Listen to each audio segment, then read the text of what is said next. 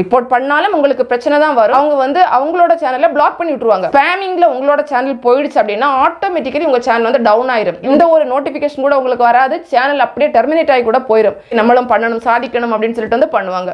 Hello friends, எல்லாரும் எப்படி இருக்கீங்க? நல்லா இருக்கீங்களா?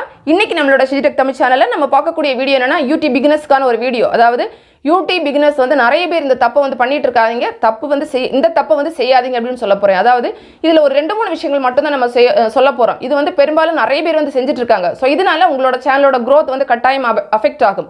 ஸோ அது என்ன அப்படிங்கிறது பார்க்கலாம். ஃபர்ஸ்ட் பாயிண்ட் என்னன்னா, நீங்கள் வந்து அடுத்த சேனலில் போய் பண்ணக்கூடிய அந்த கமெண்ட் வந்து பார்த்தீங்கன்னா 2 டைப்பில். ஒரு சில பேர் என்ன பண்ணுவாங்கன்னா, வேற ஒரு சேனலில் போயிட்டு ஒரு பேட் கமெண்ட் கொடுக்குறது ஏதாவது பண்ணுவாங்க. ஸோ இப்போ என்ன பிரச்சனை வரும்னு பார்த்தீங்கன்னா, நீங்கள் ஒரு பேட் கமெண்ட் இன்னொரு சேனலில் போய் கொடுக்குறீங்க அப்படின்னா அந்த சேனல்காரங்க நினைச்சாங்கன்னா உங்கள் கமெண்ட்டை வந்து டெலீட் பண்ண முடியும். அதே மாதிரி வந்து பார்த்தீங்கன்னா ரிப்போர்ட் பண்ணுறதுக்கும் சான்ஸ் இருக்குது. இப்போ பேட் கமெண்ட் கொடுத்தா ஒரு சில வார்த்தைகள் வந்து யூடியூப்லாம் யூஸ் பண்ணக்கூடாதுன்னு இருக்குல்ல, கம்யூனிட்டி கைடன்ஸ்க்கு எகென்ஸ்டாக இருக்கும். ஸோ அந்த மாதிரி வார்த்தைகள் எல்லாம் இருந்துச்சு அப்படின்னா அவங்க வந்து ரிப்போர்ட் பண்ணலாம்.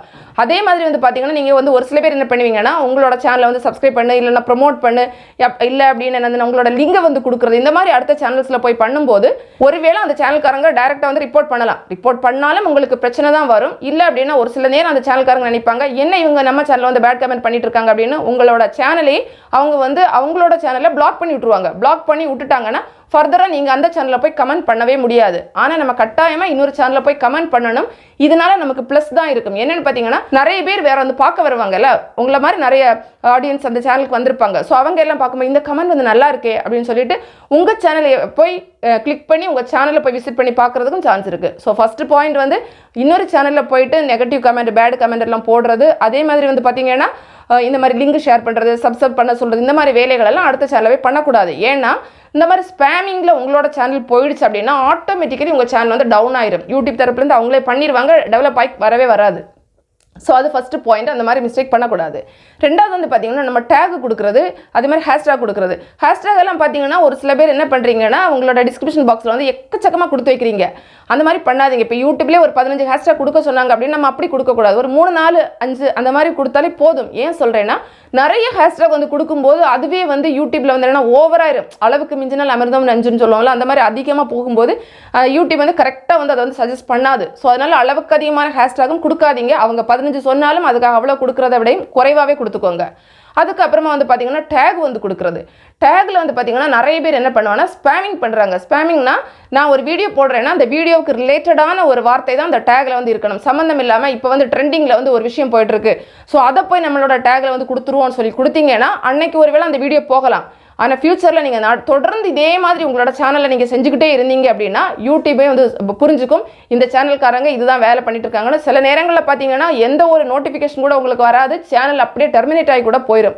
ஏன்னா இந்த மாதிரி நடந்திருக்கு. நம்ம சேனலில் ஒரு சில ஃப்ரெண்ட்ஸ் வந்து கமெண்ட்டில் சொல்லியிருக்காங்க, இந்த மாதிரி எந்த ஒரு நோட்டிஃபிகேஷன் இல்லாமல் சேனல் போயிருக்குன்னா மெயின் ரீசன் இதுதான், நீங்கள் ஸ்பேமிங்கான டேக் வந்து கொடுக்குறது. ஸோ ஒரு வீடியோ போட்டிங்கன்னா அதுக்கு ரிலேட்டடான டேக் வந்து கொடுத்துக்கோங்க. மற்றது கொடுத்தீங்கன்னா அது ஸ்பேமிங்கில் வந்து போகும். அதுக்கப்புறம் இன்னொரு மிஸ்டேக் வந்து பார்த்தீங்கன்னா எல்லாரும் பண்ணக்கூடியது கன்சிஸ்டன்சி கிடையாது. அதாவது ஒரு வீடியோ வந்து போடுவாங்க, தொடர்ந்து ஒரு 4-5 வீடியோ போடுவாங்க, 10 வீடியோ போடுவாங்க, பார்ப்பாங்க, ஐயோ வியூஸ் வரல, ஒன்றும் வரல அப்படின்னு சொல்லிட்டு டல் ஆயிடுவாங்க. அதுக்கப்புறம் வீடியோ போடவே மாட்டாங்க. அதுக்கப்புறம் என்ன பண்ணுவாங்கன்னா, சரி ஓகே திரும்ப ஏதாவது ஒரு மோட்டிவேஷன் நம்ம இது பார்க்கும்போது கொஞ்சம் ஒரு இதாயிரும், சரி நம்ம வந்து வீடியோ போடலாம் அப்படின்னு தோணும். திரும்பவும் வருவாங்க, திரும்பவும் வீடியோ வந்து போடுவாங்க. இப்போ என்ன நடந்திருக்குன்னா, அவங்க ஃபஸ்ட்டு வந்து வீடியோ போட்டுட்டு ரொம்ப கேப் விட்டுருப்பாங்க இல்லை, இப்போ பல மாதங்கள் கேப் விட்டுருக்கலாம், இல்லைனா 1 மாதம் 2 மாதம் இந்த மாதிரி கேப் விடும்போது அந்த கன்சிஸ்டன்சி போயிடும். யூடியூப் வந்து என்ன பண்ணாது, உங்களோட வீடியோவோட நோட்டிஃபிகேஷன் வந்து சரியாக வந்து சென்ட் பண்ணாது. இதுதான் நிறைய சேனல்ஸில் நடக்கும். ஸோ என்ன தான் இருந்தாலும் இந்த வீடியோ போடக்கூடிய அந்த கன்சிஸ்டன்சி வந்து நீங்கள் மாற்றவே கூடாது. இப்போ நீங்கள் வந்து பார்த்தீங்கன்னா வாரத்துக்கு ஒரு வீடியோ போடுறவங்கன்னா வாரத்துக்கு ஒரு வீடியோ போடுங்க. 2 நாளைக்கு ஒரு தடவை ஒரு வீடியோ போடுறவங்கன்னா 2 நாளைக்கு ஒரு தடவை கட்டாயம் ஒரு வீடியோ வந்து போடுங்க. இதில் நம்ம போடுறத நம்ம வந்து போடாமல் விட்டுட்டோம் அப்படின்னா அந்த கன்சிஸ்டன்சி போயிடும். யூடியூப் வந்து சரியாக வந்து நோட்டிஃபிகேஷன் வந்து சென்ட் பண்ணாது. ஸோ கன்சிஸ்டன்சி அப்படிங்கிறது ரொம்ப முக்கியம். நிறைய பேர் இதான் பண்ணுறாங்க, ஒரேடியாக பல்காக கொஞ்சம் வீடியோ போட்டுருவாங்க, திருப்பி போடவே மாட்டாங்க. அதுக்கப்புறம் கொஞ்ச நாளுக்கு அப்புறமா வந்துட்டு ஏதாவது ஒரு மோட்டிவேஷன் வீடியோ கேட்டுட்டு ஓகே நம்மளும் பண்ணணும், சாதிக்கணும் அப்படின்னு சொல்லிட்டு வந்து பண்ணுவாங்க. ஸோ அப்படி இல்லாமல் விடாமுயற்சியோடையும் தன்னம்பிக்கையோட நம்மளால் முடியும் அப்படிங்கிறதோட நல்ல கரெக்டான மெத்தட் படி நீங்கள் ஃபாலோ பண்ணீங்கன்னா கட்டாயமாக உங்களுக்கு வந்து நல்ல ரீச் கிடைக்கும். ஸோ இந்த மாதிரி நம்ம சொன்ன தவறுகள் எல்லாம் செய்யவே செய்யாதீங்க. இந்த வீடியோ நிச்சயமாக உங்களுக்கு பயனுள்ளதாக இருந்திருக்கும். பிடிச்சிருந்தா லைக் பண்ணுங்கள், உங்களோட ஃப்ரெண்ட்ஸ்க்கு வந்து ஷேர் பண்ணிக்கோங்க. மேலும் பல வகையான யூடியூப் சம்மந்தப்பட்ட தகவல்களுக்கு நம்ம சேனல் ஷிஜி டெக் தமிழ் சேனலை மறக்காமல் சப்ஸ்கிரைப் பண்ணிக்கோங்க. தேங்க்ஸ் ஃபார் வாட்சிங். நன்றி, வணக்கம்.